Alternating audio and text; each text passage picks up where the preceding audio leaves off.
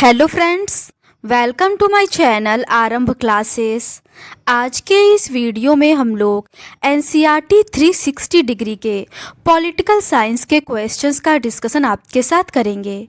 इस बुक में क्लास 6 से लेकर 12 तक पॉलिटिकल साइंस के सभी चैप्टर्स के पेज बाय पेज क्वेश्चंस दिए हुए हैं, जो सभी एग्जाम्स के लिए बहुत ही यूज़फुल है। तो बिना देर किए चलिए आज का ये वीडियो शुरू करते हैं। आगे के प्रश्न क्लास 6 से रिलेटेड हैं। चैप्टर 1 विविधता की समझ। पहला प्रश्न है, निम्नलिखित में से मित्रता के लिए किस विभिन्नता का होना आवश्यक नहीं है? इसका सही आंसर है ऑप्शन डी, उपर्युक्त सभी। मित्रता के लिए खान पान, धर्म और भाषा विभिन्नता का होना आवश्यक नहीं है। दूसरा प्रश्न है, डैश हमारे जीवन को समृद्ध करती है। इसका सही आंसर है ऑप्शन बी, विविधता। विविधता हमारे जीवन को समृद्ध करती है।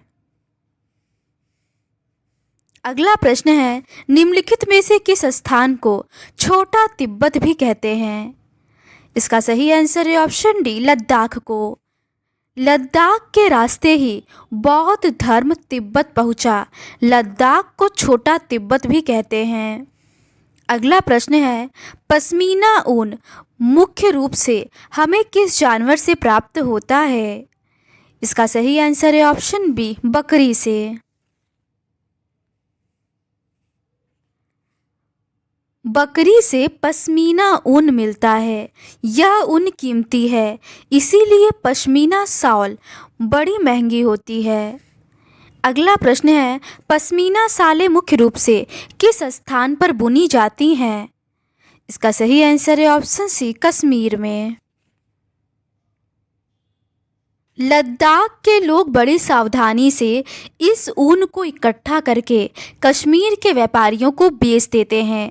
मुख्यतः कश्मीर में ही पश्मीना शालें बुनी जाती हैं। अगला प्रश्न है, लद्दाख के बारे में निम्नलिखित में से कौन सा कथन असत्य है? इसका सही आंसर है ऑप्शन बी, लद्दाख में बहुत ही कम खेती संभव है क्योंकि यहाँ बारिश बहुत ज़्यादा होती है। ये कथन सही नहीं है। लद्दाख जम्मू कश्मीर के पूर्व में पहाड़ियों में बसा एक रेगिस्तानी इलाका है। ये सही है। लद्दाख हर वर्ष काफ़ी लंबे समय तक बर्फ़ से ढका रहता है। इस क्षेत्र में बहुत ही कम पेड़ उग पाते हैं। ये भी सही है। और पीने के पानी के लिए लोग गर्मी के महीनों में पिघलने वाली बर्फ़ पर निर्भर रहते हैं। ये भी सही है। लद्दाख जम्मू और कश्मीर के पूर्व में पहाड़ियों में बसा एक रेगिस्तानी इलाका है। यहाँ पर बहुत ही कम खेती संभव है क्योंकि इस क्षेत्र में बारिश बिल्कुल नहीं होती और यह इलाका हर वर्ष काफ़ी लंबे समय तक बर्फ़ से ढका रहता है। इस क्षेत्र में बहुत ही कम पेड़ उग पाते हैं। पीने के पानी के लिए लोग गर्मी के महीनों में पिघलने वाली बर्फ़ पर निर्भर रहते हैं। अगला प्रश्न है, किस देश का ग्रंथ केसर सागा लद्दाख में काफ़ी प्रचलित है? इसका सही आंसर है ऑप्शन बी, तिब्बत का। तिब्बत का ग्रंथ केसर सागा लद्दाख में काफ़ी प्रचलित है। उसके स्थानीय रूप को मुसलमान और बौद्ध दोनों ही लोग गाते हैं और उस पर नाटक खेलते हैं। अगला प्रश्न है, काली मिर्च, लौंग, इलायची आदि मसालों के कारण निम्नलिखित में से कौन क्षेत्र व्यापारियों के लिए बहुत ही आकर्षक बना? इसका सही आंसर है ऑप्शन बी, केरल। केरल भारत के दक्षिण पश्चिमी कोने में बसा हुआ राज्य है। यह एक तरफ समुद्र से घिरा हुआ है और दूसरी तरफ पहाड़ियों से। इन पहाड़ियों पर विविध प्रकार के मसाले जैसे काली मिर्च, लौंग, इलायची आदि उगाए जाते हैं। इन मसालों के कारण यह क्षेत्र व्यापारियों के लिए बहुत ही आकर्षक बना। अगला प्रश्न है, सबसे पहले अरबी एवं यहूदी व्यापारी निम्नलिखित में से किस जगह आए? इसका सही आंसर है ऑप्शन डी, केरल में। सबसे पहले अरबी एवं यहूदी व्यापारी केरल में आए। ऐसा माना जाता है कि ईसा मसीह के धर्मदूत संत थॉमस लगभग 2000 साल पहले यहाँ आए। अगला प्रश्न है, भारत में ईसाई धर्म लाने का श्रेय निम्नलिखित में से किस जाता है? इसका सही आंसर है ऑप्शन बी, संत थॉमस। ईसा मसीह के धर्मदूत संत थॉमस लगभग 2000 साल पहले यहाँ आए। भारत में ईसाई धर्म लाने का श्रेय इन्हीं को जाता है। अगला प्रश्न है, केरल में मछली पकड़ने के लिए जो जाल इस्तेमाल किए जाते हैं वे चीनी जालों से हूबहू मिलते हैं और उन्हें किस नाम से जानते हैं? इसका सही आंसर है ऑप्शन सी, चीनावला। चीन के व्यापारी भी केरल आए। यहाँ पर मछली पकड़ने के लिए जो जाल इस्तेमाल किए जाते हैं वे चीनी जालों से हूबहू मिलते हैं और उन्हें चीनावला कहते हैं। अगला प्रश्न है, केरल के उपजाऊ जमीन और जलवायु किसके खेती के लिए बहुत उपयुक्त है? इसका सही आंसर है ऑप्शन सी, चावल। केरल की उपजाऊ जमीन और जलवायु चावल की खेती के लिए बहुत उपयुक्त है और वहाँ के अधिकतर लोग मछली, सब्जी और चावल खाते हैं। अगला प्रश्न है, ओणम किस राज्य का महत्वपूर्ण त्योहार है? इसका सही आंसर है ऑप्शन बी, केरल का। केरल में मनाए जाने वाले त्योहार ओणम की एक विशेष आकर्षण है नाव प्रतियोगिता। अगला प्रश्न है, निम्नलिखित में से किस हत्याकांड में एक ब्रिटिश जनरल ने शांति प्रिय निहत्थे लोगों पर खुलेआम गोलियां चलवा दी? इसका सही आंसर है ऑप्शन सी, जलियांवाला बाग हत्याकांड। जलियांवाला बाग हत्याकांड में एक ब्रिटिश जनरल ने शांति प्रिय निहत्थे लोगों पर खुलेआम गोलियां चलवा दी जो बाग में इकट्ठा होकर सभा कर रहे थे। अगला प्रश्न है, पुस्तक भारत की खोज निम्नलिखित में से किसने लिखा था? इसका सही आंसर है ऑप्शन बी, जवाहरलाल नेहरू ने।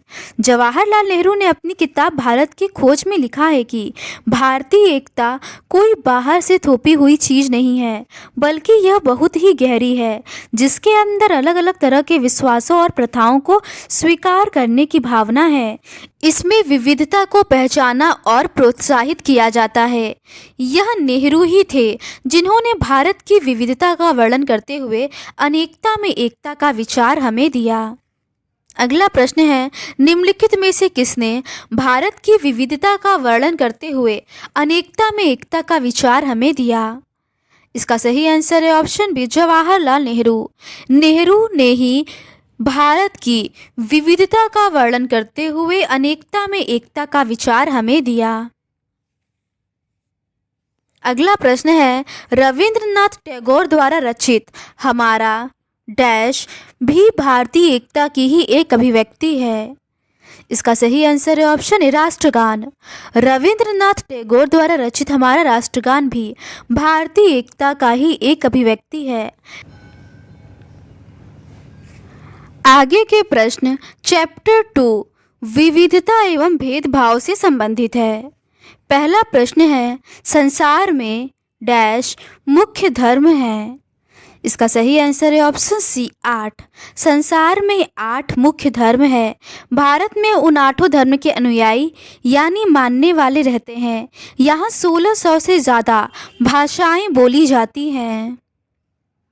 अगला प्रश्न है, जब हम किसी के बारे में पहले से कोई राय बना लेते हैं और उसे हम अपने दिमाग में बिठा लेते हैं तो वह डैश का रूप ले लेती है। इसका सही आंसर है ऑप्शन बी, पूर्वाग्रह का।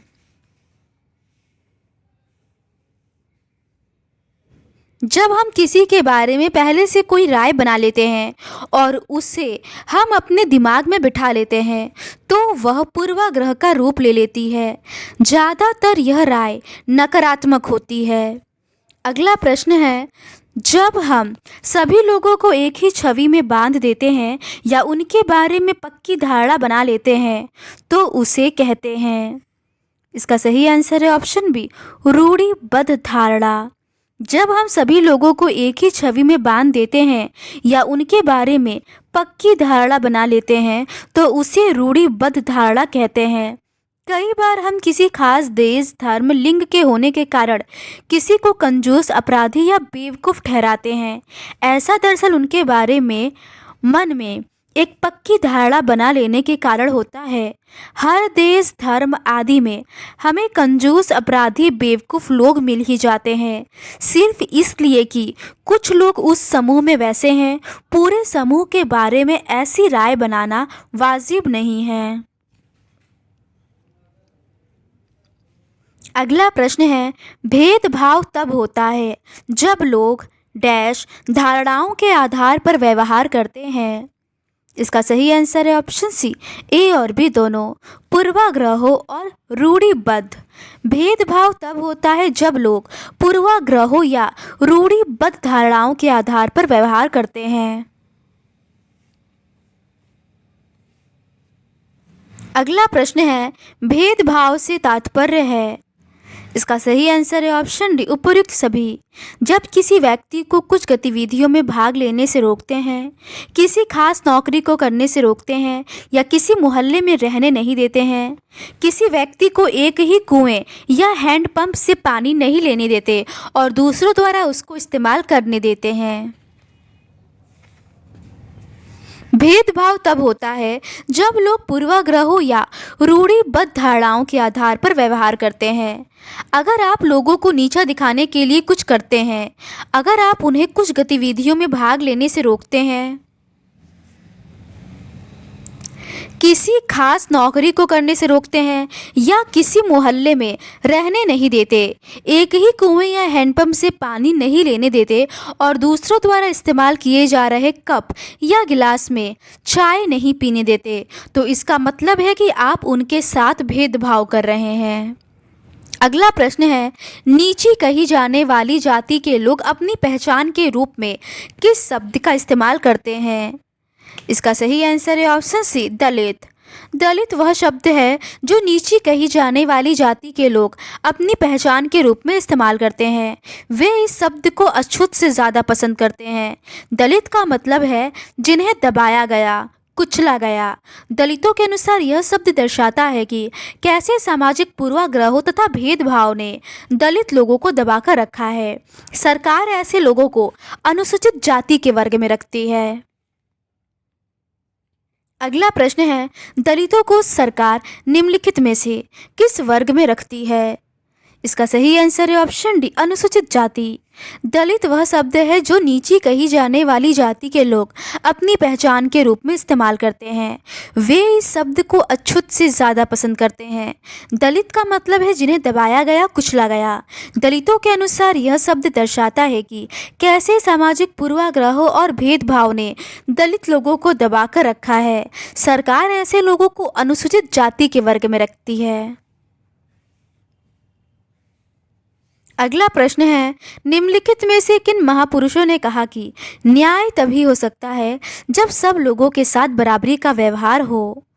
इसका सही आंसर है ऑप्शन डी, उपर्युक्त सभी। महात्मा गांधी, अंबेडकर और ज्योतिबा फुले। 1947 में भारत जब आज़ाद हुआ और राष्ट्र बना तो हमारे नेताओं ने समाज में व्याप्त कई तरह की असमानताओं पर विचार किया। संविधान को लिखने वाले लोग भी इस बात से अवगत थे कि हमारे समाज में कैसे भेदभाव किया जाता है और लोगों ने उसके खिलाफ किस तरह संघर्ष किया है। कई नेता इन लड़ाइयों के हिस्से थे, जैसे अंबेडकर, महात्मा गांधी, ज्योतिबा फुले। इसलिए नेताओं ने संविधान में ऐसी दृष्टि और लक्ष्य रखा जिससे भारत में सभी लोगों को बराबर माना जाए, समानता को एक अहम मूल्य की तरह माना जाए। अगला प्रश्न है, निम्नलिखित में से किसका जन्म महार जाति में हुआ था? इसका सही आंसर है ऑप्शन सी, डॉक्टर अंबेडकर का। डॉक्टर भीमराव अंबेडकर को भारतीय संविधान के पिता एवं दलितों के सबसे बड़े नेता के रूप में जाना जाता है। डॉक्टर अंबेडकर ने दलित समुदाय के अधिकारों के लिए लड़ाई लड़ी थी। उनका महार जाति में जन्म हुआ था जो अछूत मानी जाती थी। महार लोग गरीब होते थे, उनके पास जमीन नहीं थी और उनके बच्चों को वही काम करना पड़ता था जो वे खुद करते थे। उन्हें गांव के बाहर रहना पड़ता था और गांव के अंदर आने की इजाज़त नहीं थी। अगला प्रश्न है, डॉक्टर अंबेडकर ने अपने कॉलेज की पढ़ाई पूरी करके वकील बनने के लिए किस देश गए? इसका सही आंसर है ऑप्शन बी, इंग्लैंड। अंबेडकर अपनी जाति के पहले व्यक्ति थे जिसने अपनी कॉलेज की पढ़ाई पूरी की और वकील बनने के लिए इंग्लैंड गए। उन्होंने दलितों को अपने बच्चों को स्कूल कॉलेज भेजने के लिए प्रोत्साहित किया। दलितों से अलग अलग तरह की सरकारी नौकरी करने को कहा ताकि वे जाति व्यवस्था से बाहर निकल पाएं।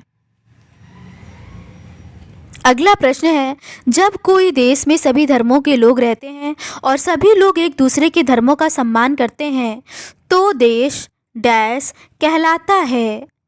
इसका सही आंसर है ऑप्शन बी, धर्मनिरपेक्ष। संविधान के लेखकों ने यह भी कहा कि विविधता की इज्जत करना, उससे मूल्यवान मानना समानता सुनिश्चित करने में बहुत ही महत्वपूर्ण कारक है।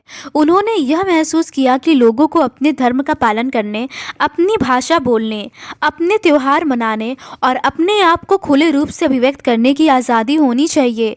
उन्होंने कहा कि कोई एक भाषा, धर्म या त्यौहार सबके लिए अनिवार्य नहीं बनना चाहिए। उन्होंने जोर दिया कि सरकार सभी धर्मों को बराबर मानेगी। इसीलिए भारत एक धर्मनिरपेक्ष देश है जहां लोग बिना भेदभाव के अपने धर्म का पालन करते हैं। इसे हमारी संस्कृति के महत्वपूर्ण कारक के रूप में देखा जाता है कि हम इकट्ठे रहते हैं और एक दूसरे की इज्जत करते हैं। आगे के प्रश्न चैप्टर 3 सरकार क्या है से संबंधित है। पहला प्रश्न है, हर एक देश में विभिन्न निर्णय लेने एवं काम करने के लिए डैश की ज़रूरत होती है। इसका सही आंसर है ऑप्शन सी, सरकार की। हर एक देश को विभिन्न निर्णय लेने एवं काम करने के लिए सरकार की ज़रूरत होती है। ये निर्णय कई विषयों से संबंधित हो सकते हैं। सड़कें और स्कूल कहाँ बनाए जाएं, बहुत ज़्यादा महंगी हो जाने पर किस चीज़ के दाम कैसे घटाए जाएं, अथवा बिजली की आपूर्ति को कैसे बढ़ाया जाए। सरकार कई सामाजिक मुद्दों पर भी कार्यवाही करती है। उदाहरण के लिए सरकार गरीबों की मदद करने के लिए कई कार्यक्रम चलाती है। इसके अलावा वह अन्य महत्वपूर्ण काम भी करती है, जैसे डाक एवं रेल सेवाएं चलाना। अगला प्रश्न है, सरकार के निम्नलिखित में से कौन से कार्य हैं? इसका सही आंसर है ऑप्शन डी, उपयुक्त सभी। सड़कें और स्कूलों को कहाँ बनाया जाए, किसी वस्तु के बहुत महंगी हो जाने पर उस चीज़ के दाम कैसे घटाए जाएं। सरकार गरीबों की मदद करने के लिए कई कार्यक्रम चलाती है। हर एक देश को विभिन्न निर्णय लेने एवं काम करने के लिए सरकार की ज़रूरत होती है। ये निर्णय कई विषयों से संबंधित हो सकते हैं। सड़कें और स्कूल कहाँ बनाया जाए, बहुत ज़्यादा महंगी हो जाने पर किस चीज़ के दाम कैसे घटाए जाएं, अथवा बिजली की आपूर्ति को कैसे बढ़ाया जाए। सरकार कई सामाजिक मुद्दों पर भी कार्यवाही करती है। उदाहरण के लिए सरकार गरीबों की मदद करने के लिए कई कार्यक्रम चलाती है। इसके अलावा वह अन्य महत्वपूर्ण काम भी करती है, जैसे डाक एवं रेल सेवाएं चलाना। अगला प्रश्न है, निम्नलिखित में से किसका जिम्मेवारी देश की सीमाओं की सुरक्षा करना और दूसरे देशों से शांतिपूर्ण बनाए रखना है? इसका सही आंसर है ऑप्शन सी, सरकार। सरकार का काम देश की सीमाओं की सुरक्षा करना और दूसरे देशों से शांतिपूर्ण संबंध बनाए रखना भी है। उसकी जिम्मेदारी यह सुनिश्चित करना है कि देश के सभी नागरिकों को पर्याप्त भोजन और अच्छी स्वास्थ्य सुविधाएं मिले। जब प्राकृतिक विपदा घेरती है, जैसे सुनामी या भूकंप, तो मुख्य रूप से सरकार ही पीड़ित लोगों की सहायता करती है। अगर कहीं कोई विवाद होता है या कोई अपराध होता है तो लोग न्यायालय जाते हैं। न्यायालय भी सरकार का ही अंग है। अगला प्रश्न है, निम्नलिखित में से कौन सरकार के अंग है? इसका सही आंसर है ऑप्शन डी, उपर्युक्त सभी। सर्वोच्च न्यायालय, भारत पेट्रोलियम और भारतीय रेल। सरकार के अंग हैं सर्वोच्च न्यायालय, भारत पेट्रोलियम और भारतीय रेल।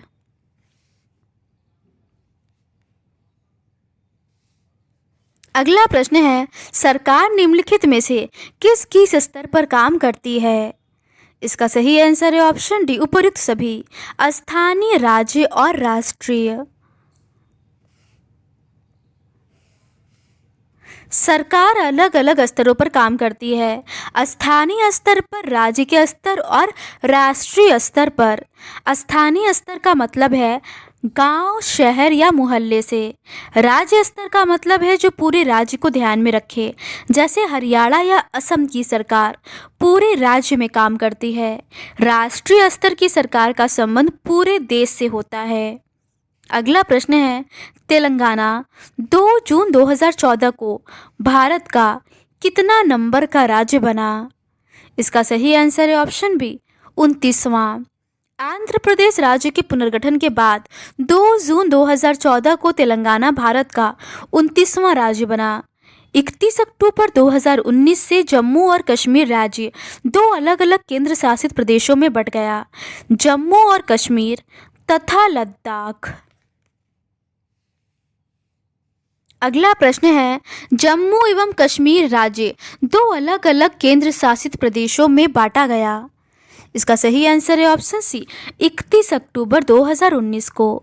आंध्र प्रदेश राज्य के पुनर्गठन के बाद 2 जून 2014 को तेलंगाना भारत का 29वां राज्य बना। 31 अक्टूबर 2019 से जम्मू और कश्मीर राज्य 2 अलग अलग केंद्र शासित प्रदेशों में बांटा गया, जम्मू और कश्मीर तथा लद्दाख। अगला प्रश्न है, कानून निम्नलिखित में से कौन बनाती है? इसका सही आंसर है ऑप्शन सी, सरकार। सरकार कानून बनाती है और देश में रहने वाले सभी लोगों को वे कानून मानने होते हैं।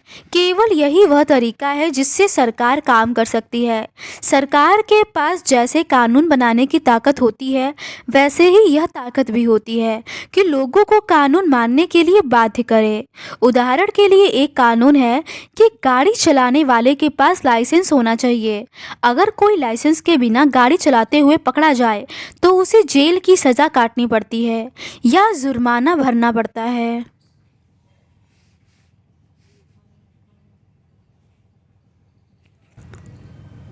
अगला प्रश्न है, राजतंत्री सरकार से तात्पर्य है? इसका सही आंसर है ऑप्शन है, इसमें सरकार चलाने और निर्णय लेने की शक्ति राजा और रानी के पास होता है। राजतंत्री सरकार, इसमें राजा या रानी के पास निर्णय लेने और सरकार चलाने की शक्ति होती है। राजा के पास सलाहकारों का एक छोटा सा समूह होता है जिससे वह विभिन्न मुद्दों पर चर्चा कर सकता है।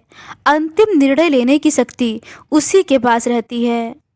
अगला प्रश्न है, जिस तंत्र में वहाँ की जनता खुद सरकार चुनती है डैश कहलाता है? इसका सही आंसर है ऑप्शन बी, लोकतंत्र। लोकतंत्र में तो लोग ही सरकार को यह शक्ति देते हैं। लोग ऐसा चुनाव के माध्यम से करते हैं। वे अपनी पसंद के नेता को वोट देकर चुनते हैं। एक बार चुन लिए जाने के बाद यही लोग सरकार बनाते हैं।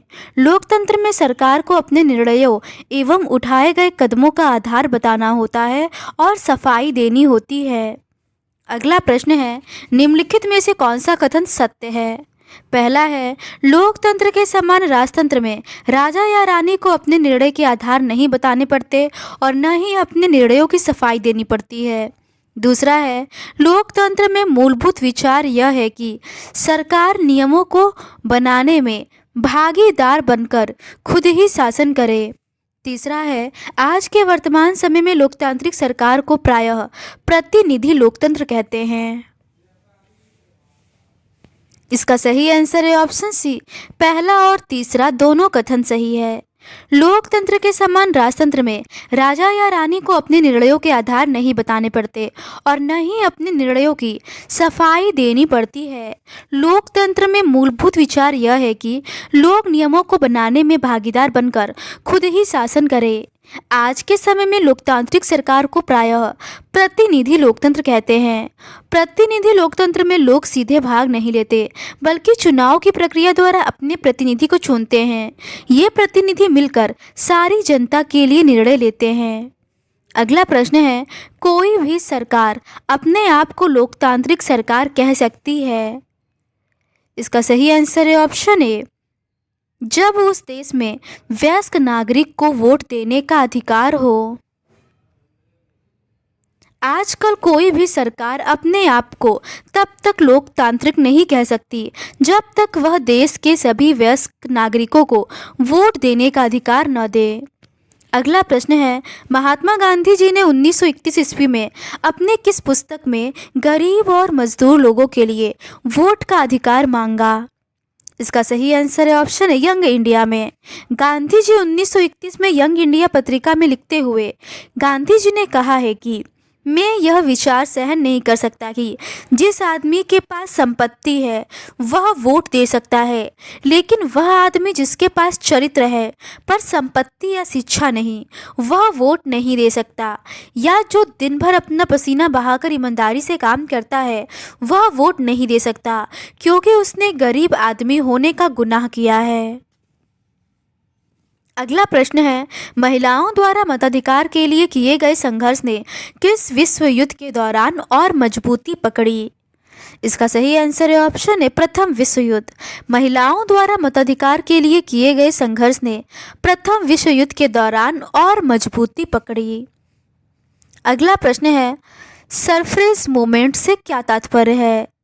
इसका सही आंसर है ऑप्शन बी, महिला को वोट देने के अधिकार के लिए संघर्ष। महिलाओं द्वारा मताधिकार के लिए किए गए संघर्ष ने प्रथम विश्व युद्ध के दौरान और मजबूती पकड़ी। इस आंदोलन को महिला मताधिकार आंदोलन कहते हैं और अंग्रेजी में इसे सफरेज मूवमेंट कहते हैं। सफरेज का मतलब होता है वोट देने का अधिकार। युद्ध के दौरान बहुत से पुरुष लड़ाई में थे, इसीलिए महिलाओं को उन कामों को करने के लिए बुलाया गया जो पहले पुरुषों के काम माने जाते थे। अगला प्रश्न है, अमेरिका में महिलाओं को वोट देने का अधिकार कब मिला? इसका सही आंसर है ऑप्शन है 1920 में। अमेरिका में औरतों को वोट देने का अधिकार 1920 में मिला, जबकि इंग्लैंड की औरतों को यह अधिकार कुछ सालों बाद 1928 में मिला। अगला प्रश्न है, इंग्लैंड में महिलाओं को वोट देने का अधिकार कब मिला? इसका सही आंसर है ऑप्शन बी 1928 में। अमेरिका में औरतों को वोट देने का अधिकार 1920 में मिला, जबकि इंग्लैंड की औरतों को यह अधिकार कुछ सालों बाद 1928 में मिला। आगे के प्रश्न चैप्टर 4 पंचायती राज से संबंधित है। पहला प्रश्न है, ग्राम सभा का सदस्य बनने के लिए निम्नलिखित में से कौन कथन सत्य है? इसका सही आंसर है ऑप्शन डी उपर्युक्त सभी। सदस्य का उस एक पंचायत के क्षेत्र में स्थायी निवास हो, कोई भी व्यक्ति जिसकी उम्र 18 वर्ष या उससे ज़्यादा हो, जिसे वोट देने का अधिकार हो, जिस व्यक्ति का नाम गांव के मतदाता सूची में सम्मिलित हो। ग्राम सभा एक पंचायत के क्षेत्र में रहने वाले सभी वयस्कों की सभा होती है। हो सकता है कि उसमें सिर्फ एक गांव हो या एक से ज़्यादा, जैसा कि इस उदाहरण में दिया गया है। कई राज्यों में हर गांव की ग्राम सभा की बैठक अलग होती है। कोई भी व्यक्ति जिसकी उम्र 18 वर्ष या उससे ज़्यादा हो, जिसे वोट देने का अधिकार प्राप्त हो और जिसका नाम गाँव की मतदाता सूची में हो, वह ग्राम सभा का सदस्य होता है। अगला प्रश्न है, प्रत्येक वार्ड अपना एक प्रतिनिधि चुनता है, जिसे हम डैश के नाम से जानते हैं। इसका सही आंसर है ऑप्शन सी वार्ड सदस्य। एक ग्राम पंचायत कई वार्डों में बटी हुई होती है। प्रत्येक वार्ड अपना एक प्रतिनिधि चुनता है, जो वार्ड पंच या वार्ड सदस्य के नाम से जाना जाता है। अगला प्रश्न है, पंचायत के मुखिया को निम्नलिखित में से कौन चुनते हैं? इसका सही आंसर है ऑप्शन सी पंचायत क्षेत्र के लोग। पंचायत क्षेत्र के लोग मिलकर सरपंच को चुनते हैं, जो पंचायत का मुखिया होता है। अगला प्रश्न है, निम्नलिखित में से कौन ग्राम पंचायत का गठन 5 साल के लिए करते हैं? इसका सही आंसर है ऑप्शन सी उपर्युक्त दोनों, वार्ड सदस्य और मुखिया। वार्ड पंच और सरपंच मिलकर ग्राम पंचायत का गठन 5 साल के लिए करते हैं। अगला प्रश्न है, ग्राम सभा का सचिव निम्नलिखित में से कौन होता है? इसका सही आंसर है ऑप्शन डी, ग्राम पंचायत का एक सचिव। ग्राम पंचायत का एक सचिव होता है जो ग्राम सभा का भी सचिव होता है। अगला प्रश्न है, निम्नलिखित में से किसकी नियुक्ति राज्य सरकार द्वारा होती है? इसका सही आंसर है ऑप्शन सी, ग्राम पंचायत सचिव। ग्राम सभा का सचिव होता है, सचिव का चुनाव नहीं होता, उसकी सरकार द्वारा नियुक्ति की जाती है। ग्राम पंचायत का सचिव राज्य सरकार द्वारा चयनित एक गैर निर्वाचित प्रतिनिधि होता है। अगला प्रश्न है, ग्राम सभा एवं ग्राम पंचायत की बैठक बुलाना और जो भी चर्चा एवं निर्णय हुए हों उनका रिकॉर्ड रखना निम्नलिखित में से किसका काम है? इसका सही आंसर है ऑप्शन है, ग्राम पंचायत सचिव का।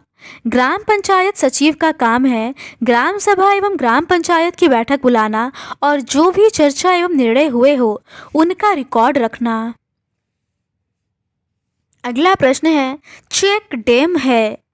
इसका सही आंसर है ऑप्शन है, छोटे छोटे बांध। गांव में लोगों ने पेड़ लगाए थे, नालों पर चेक डैम यानी छोटे छोटे बांध बनाए थे एवं टंकियां बनाई थी। अगला प्रश्न है, वर्तमान में कम हो रहे जल की मात्रा को प्रतिस्थापित करके जल की उपलब्धता और आपूर्ति को बढ़ाना निम्नलिखित में से किस कार्यक्रम का उद्देश्य है? इसका सही आंसर है ऑप्शन बी, जल संवर्धन विकास कार्यक्रम। अगला प्रश्न है, ग्राम सभा की महत्वपूर्ण भूमिका निम्नलिखित में से कौन है?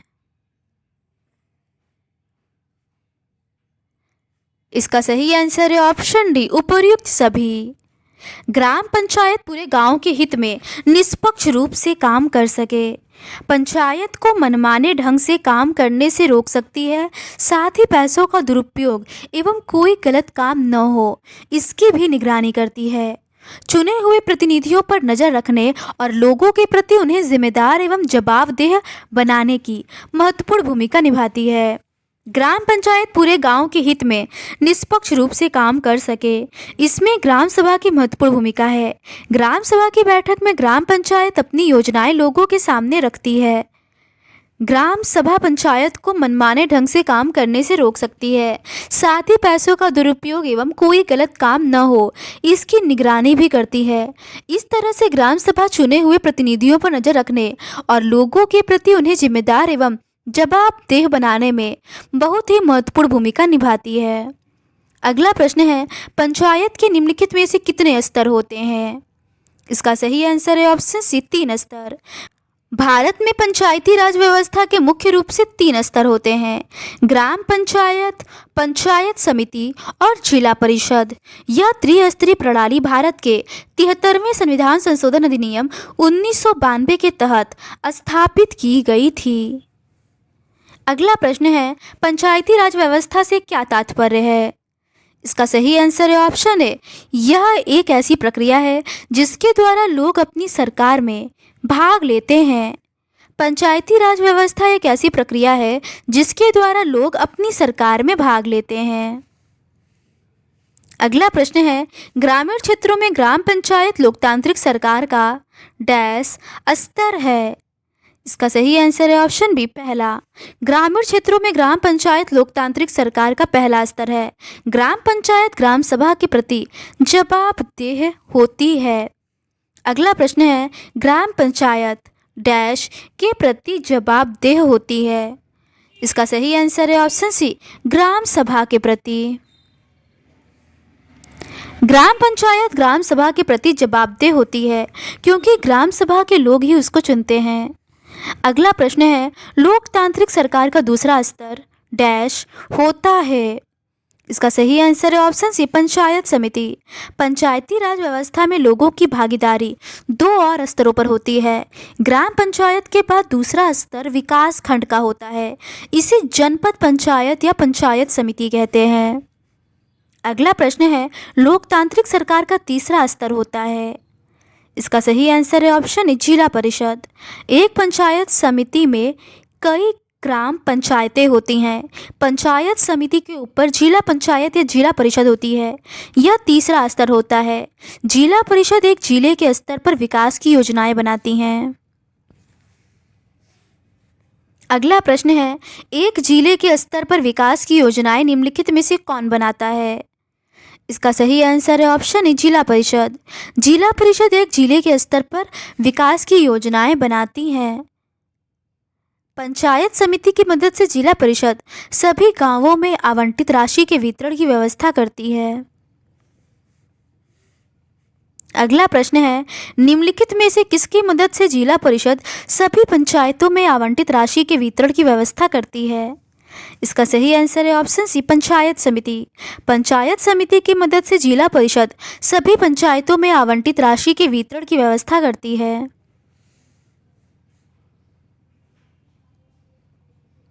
तो आज के इस वीडियो में बस इतना ही। इस सीरीज़ के नेक्स्ट पार्ट में हम लोग चैप्टर 5 गांव का प्रशासन से संबंधित प्रश्नों का डिस्कशन आपके साथ करेंगे। अगर आपको ये सीरीज़ पसंद आती है तो please do subscribe to my channel and like this video. Thank you.